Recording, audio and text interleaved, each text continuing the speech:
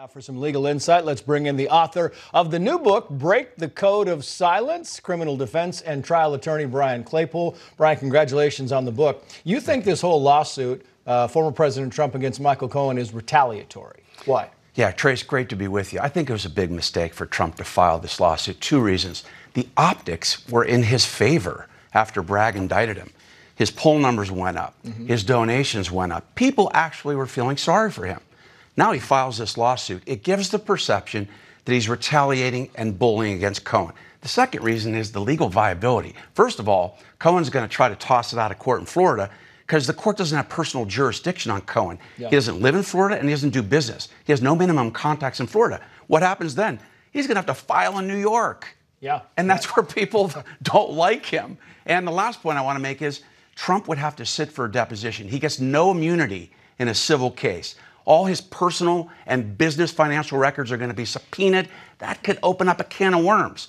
You know that old saying, let sleeping dogs lie. Yeah. Should have let them lie. The attorney for Michael Cohen, Lanny Davis, said the following here, quoting, "It appears he is terrified," speaking about the former president, "by his looming legal perils and is attempting to send a message to other potential witnesses who are cooperating with prosecutors against him."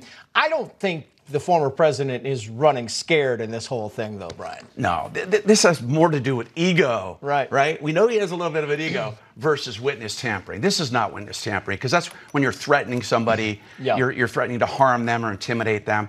It's really about Trump pounding his chest saying, I'm coming after you because you lied. But I think he should have just let that go, beat this indictment, and go after the election. Speaking of lawsuits, now you have Alvin Bragg suing Jim Jordan, the head chair of the House Judiciary Committee. A progressive Georgetown law professor says the following here, quoting, "This is bad. And I hope the court throws it out quickly. Jordan's investigation is dumb, but congressional committees have the right to do dumb things. And running to the courts to try to get them to stop is more destructive than dumb hearings." I mean, this really does look kind of petty on Alvin Bragg's part. Well, look, if Jim Jordan's allowed to start investigating a prosecutor because it was allegedly politically motivated, that could break down our prosecutorial system across the country because then prosecutors are going to be spending more time going in for depositions, going in for committee hearings, rather than prosecuting and carrying out the law. So that's one point. I think what Jordan should do is a little different because I think that Bragg's going to win this because of an immunity as well. Prosecutors have immunity on discretionary issues.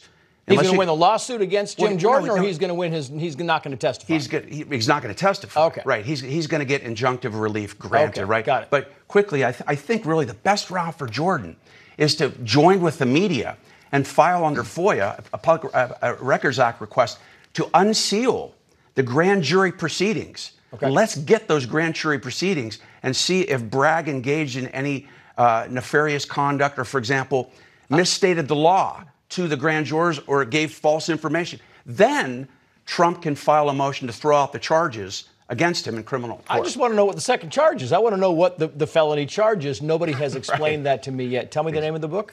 Break the Code of Silence. Break the Code of Silence. Brian Claypool, great to have you on. Thank you. Good luck. Thank you, Trace. First up in